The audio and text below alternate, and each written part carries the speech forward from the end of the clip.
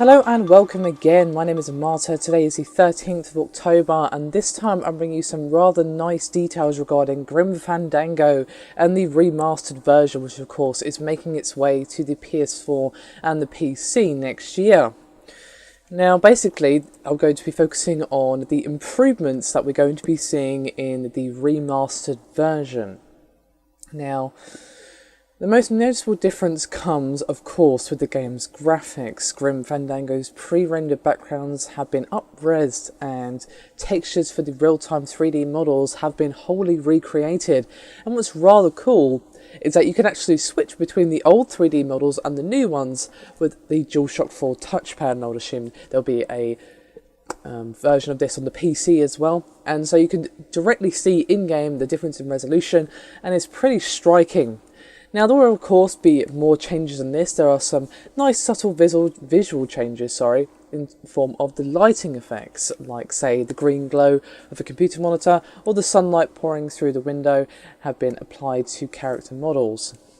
Now what is rather odd is that the game will be presented in the original 4:3 aspect ratio. However, Double Fine is planning to add some widescreen options. Players can simply choose to stretch the screen out, but other options such as say screen filling art are being considered, and this came directly from the senior publishing manager Greg Rice.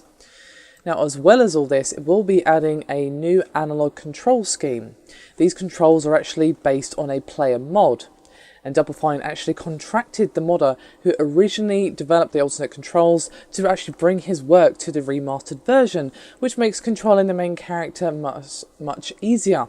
Now of course, anyone who actually has a soft spot in their heart for the tank style controls will still have the option to play it that way, but by default the option will be the more modern analog.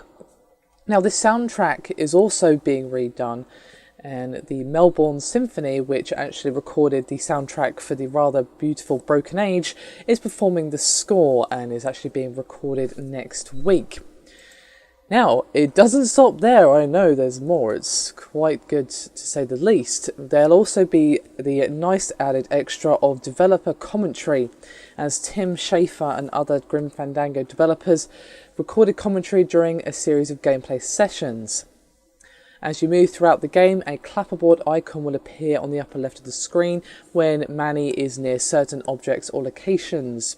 You can tap L1 or the respective PC control and you will hear the developer commentary and provide a nice bit of insight into Double Fine and also give you a few chuckles as well.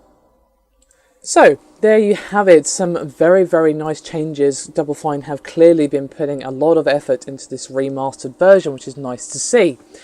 Now the 4:3 thing is a little disappointing, but understandable of course. That was the original resolution of the game, and well, to stretch it to a proper monitor resolution would, well, make the game look horrible, to be honest. So some nice space filling art would be nice, and maybe give the people the option to have it stretched, but my feeling is it won't look that amazing stretched, and most people would rather play it with some nice art a la Castlevania Symphony of the Night when it came out on Xbox Live. Still, this sounds like a really nice remastered version. They're putting a lot of work into it, and it's going to be a nice upgrade even if you happen to still own the original. Do let me know your thoughts below though, guys, and I will see you next time.